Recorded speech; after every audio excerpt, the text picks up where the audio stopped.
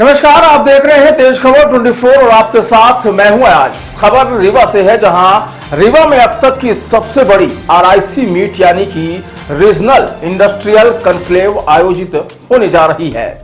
इस मीट में मध्य प्रदेश के मुख्यमंत्री व डिप्टी सीएम के साथ प्रदेश के प्रशासनिक अफसर देश और प्रदेश के बड़े उद्योगपतियों के साथ संवाद कायम करेंगे, जिसमें न सिर्फ रीवा में बड़े उद्योगों की स्थापना व हजारों करोड़ के निवेश की भी संभावनाएं जताई जा रही हैं।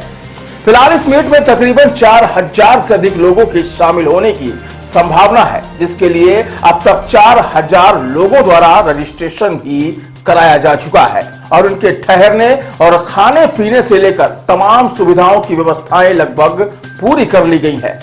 गौरतलब है कि रीवा जिले में उद्योगों की स्थापना को लेकर अब तक कोई विशेष रुचि नहीं दिख रही थी।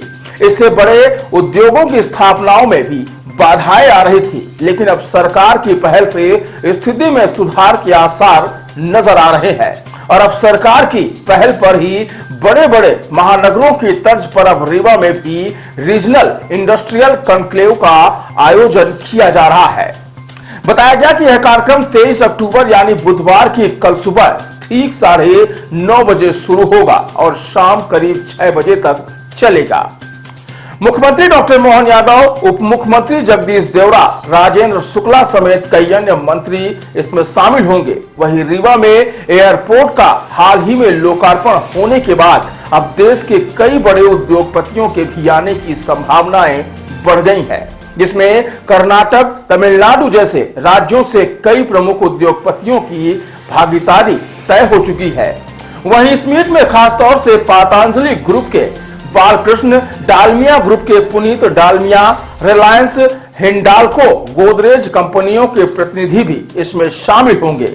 सोमवार को रीवा कलेक्टर सहित मुख्यमंत्री कार्यालय के प्रमुख सचिव राघवेंद्र सिंह ने भी कार्यक्रम स्थल का मौका मुआयना कर तैयारियों का जायजा लिया और आज इसी से संबंधित प्रेस कॉन्फ्रेंस भी की गई है। फिलहाल रीवा में होने वाली अब तक की सबसे बड़ी मीट के आयोजन की तैयारियां लगभग पूरी की जा चुकी हैं। रीवा में कल रीजनल इंडस्ट्रियल समिट हो रही है। जैसा कि मुख्यमंत्री जी का एक बहुत ही अच्छा निर्णय रहा है कि हम संभागीय मुख्यालयों में रीजनल इंडस्ट्रियल समिट करेंगे और वहाँ पर जो उत्सुक लोग हैं उनको वहाँ बुलाएंगे और वहाँ की पोटेंशियल के बारे में उनको वहीं पर चर्चा होगी। कहाँ पर मिनरल डिपॉजिट है, कहाँ पर फूड पार्क लगाया जा सकता है, कहाँ टेक्सटाइल पार्क लगाने की संभावना है, कहाँ जहाँ फार्मास्यूटिकल सेक्टर में काम हो सकता है। हमारे जिले में आप जानते हैं कि सीमेंट का हब है, वो 40 मिलियन टन सीमेंट बनती है, 15,000 मेगावाट कोयले से बिजली बनती है। ये वही इलाका है जहाँ 750 मेगावाट का दुनिया का सबसे बड़ा सोलर प्लांट हम लोगों ने उसमें स्थापित किया था। दिल्ली की मेट्रो से चलती है और नेशनल पार्क है, तो पर्यटन की भी संभावना है और निवेश की भी संभावना है। शानदार 4 लेन की सड़कें उधर यूपी से इधर जबलपुर और झांसी और चारों तरफ विश्व की सड़कें बन के तैयार हो गई है। रेलवे लाइन का काम सीधी से सिंगरौली का युद्ध स्तर पर चल रहा है और उसके साथ ही साथ एयरपोर्ट भी बन गया है। तो निवेश की लिए जो जरूरी इंफ्रास्ट्रक्चर है वो विंध्य क्षेत्र को अब प्राप्त हुआ है, ताकि पूरा रोबस्ट इंफ्रास्ट्रक्चर जिसको कहा जाता है, जो इन्वेस्टमेंट के लिए बहुत आवश्यक होता है, वो बन के तैयार हुआ। सब लोग रीवा आमंत्रित हैं, रीवा आइए और रीवा में वाइट टाइगर भी देखिए और एयरपोर्ट भी देखिए और रीवा में रीवा का पूरा ट्रांसफॉर्मेशन हुआ है। तो यदि आप लोग 10-15 साल पहले जो गए हों तो उनको तो बहुत फर्क दिखेगा। और इस इन्वेस्टर समिट में अच्छी तैयारी की गई है, मुख्यमंत्री जी के मार्गदर्शन में बहुत अच्छी व्यवस्था है।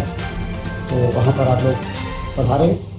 रीवा का होने के नाते भी मैं आपको आमंत्रित करता हूँ। 4000 निवेशक आ रहे हैं, तो आप ये मानिए कि अच्छा निवेश होगा। पहले इन्वेस्टर समिट इससे नहीं हो पाते थे कि मध्य प्रदेश में चलने लायक सड़कें नहीं रहती थी, गाँव अंधेरे में डूबे रहते थे, पावर सरप्लस स्टेट नहीं था।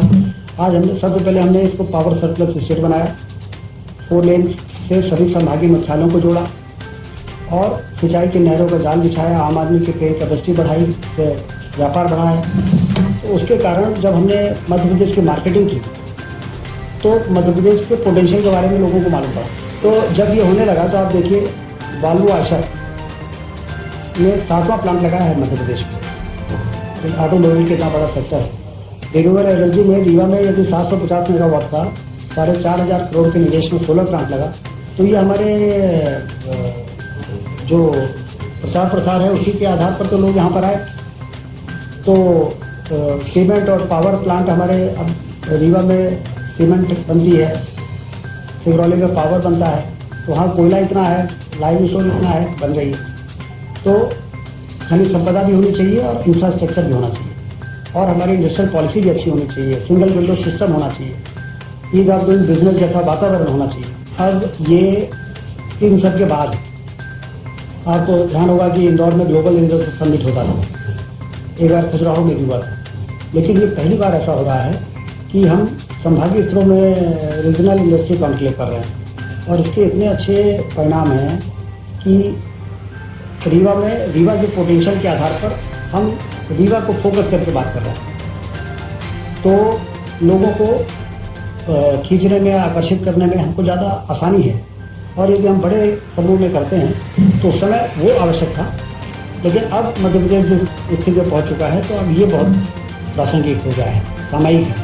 तो इसलिए डॉक्टर मोहन यादव जी मुख्यमंत्री जी इसके लिए बधाई के पात्र हैं कि उन्होंने इस बार इन्वेस्टमेंट के लिए इस तरह के प्रयोग को अपनाया। सरकार क्यों उनको इस प्रकार के आयोजन करती है? क्योंकि हमें बेरोजगारी दूर करने के लिए अपने नौजवानों को वहाँ पर रोजगार के अवसर तैयार करना है।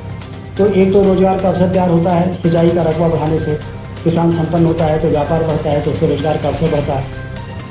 और दूसरा, पर्यटन की क्रांति हो जाए, टूरिज्म इतना बढ़ जाए। अब दुनिया में बहुत से ऐसे देश हैं जहाँ पर एक सुई नहीं बनती है निर्माण के नाम, मैन्युफैक्चरिंग के नाम पर, लेकिन उनकी अर्थव्यवस्था बहुत अच्छी है। तो औद्योगिक क्रांति के लिए इस प्रकार के निवेश के आयोजन किए जाएं, लोगों को आमंत्रित किया जाए, बुलाया जाए, रेड कारपेट बिछाया जाए, गाइए, और आप लोगों को यहाँ पर हम जमीन देंगे, पानी देंगे, बिजली देंगे, सब्सिडी देंगे।